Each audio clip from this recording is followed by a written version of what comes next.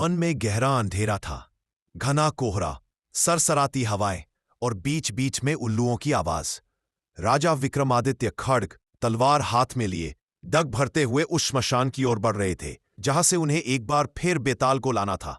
पेड़ की टहनी पर वही शव उल्टा लटका था और उसके भीतर बसता था चंचल, चतुर और रहस्यमयी बेताल। जैसे ही विक्रम ने शव को उतारा, बेताल हंस पड़ा।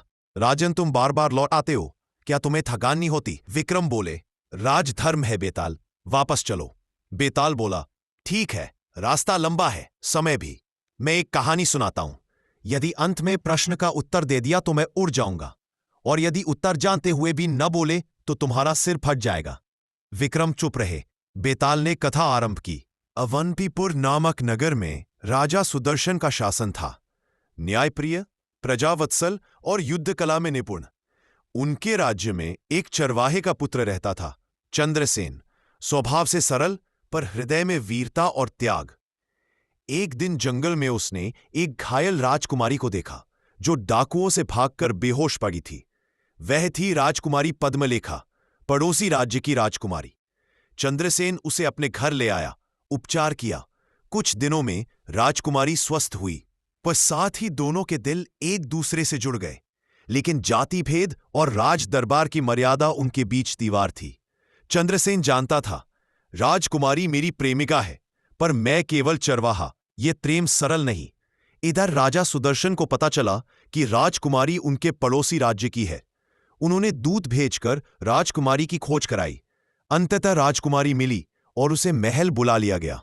विदाई के क्षण में राजकुमारी ने चंद्रसेन से कहा, हमारे प्रेम पर तमंचा समाज है, पर सच पर पर्दा नहीं। प्रतीक्षा करना, मैं राजा से अनुरोध करूंगी। राजा सुदर्शन ने उसका सत्कार किया और पड़ोसी राज्य को संदेश भेजा। वहीं राजकुमारी ने भी सच स्वीकारते हुए कहा, मैं चंद्रसेन से विवाह करना चाहती हूं। राजा सुदर्शन सोच में पड़ गए। राजकुमारी और चरवाहा, ये राज परिवार और प्रजा के नियमों को चुनौती देगा। इस बीच पड़ोसी राज्य के राजा आए और संधि के रूप में अपनी पुत्री को राजा सुदर्शन को विवाह प्रस्ताव दिया। अवंतीपुर राज्य के किसी मंत्री ने फुसफुसाते हुए कहा, राजन, ये प्रस्ताव स्वीकार कर ले, दोनों राज्यों में एकता होगी। पर राजा सुदर्शन को सत्य का पता था। यदि वह प्रस्ताव स्वीकार करते हैं तो एक सच्चा प्रेम टूट जाएगा, लेकिन यदि इनकार करते हैं तो राज्य का हित संकट में पड़ेगा। वे दुविधा में थे, प्रेम बड़ा या कर्तव्य, सत्य बड़ा या राजनीति। उधर चंद्रसेन भी मन में प्रश्नों से भरा था, मैं प्रेम करूं या राज्य के सम्मान के लिए पीछे हट जाऊं। संधि स्वरूप विवाह का दिन तय हो गया, पर उसी दिन राजमहल के द्वार पर चंद्रसेन पहुंचा। राजन, मैं कोई जोर नहीं डालता।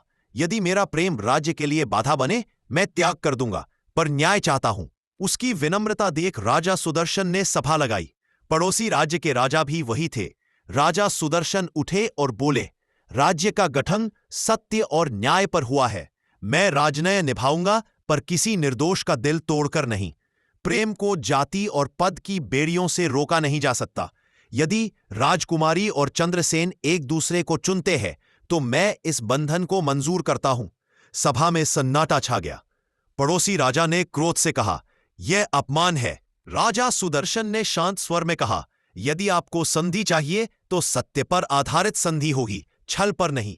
चंद्रसेन और पद्मलेखा का राजकीय विवाह हुआ। राज्य में आनंद, परंतु राजा सुदर्शन जानते थे यह निर्णय जोख। फिर भी उन्होंने सत्य, धर्म और निष्पक्षता के पथ का चयन किया। कहानी सुनाकर बेताल हंसा। राजन, अब बताओ। बेताल का प्रश्न, राजा सुदर्शन ने क्या सही किया? क्या राज्य के हित लिए प्रेम विवाह स्वीकारना ठीक था, या उन्हें राजनीति और संधि को प्राथमिकता देनी चाहिए थी? सही कौन, प्रेमी या राजा? और क्या राजा ने उचित धर्म चुना? विक्रम ने उत्तर दिया, राजा ने न्याय किया। राजा का कर्तव्य केवल राज्य का विस्तार नहीं, बल्कि सत्य और धर्म की रक्षा है।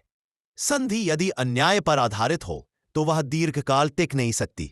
राजा सुदर्शन ने जोखिम उठाया, पर सत्य का साथ दिया। और चंद्रसेन भी सही था। उसने प्रेम मांगा, पर दबाव नहीं डाला। इसलिए दोनों ने धर्म का पालन किया। बेताल खिलखिलाया, वाह, तुमने उत्तर दे दिया, अब मैं फिर उड़ता हूं। और बेताल विक्रम के कंधे से फिसलकर रात के धुंधलके में जा छिपा। विक्रम फिर उसके पीछे पेड़ से भागता, त्यों राजा पहुंच जाता। यही विक्रम का संकल्प था, यही बेताल की परीक्षा।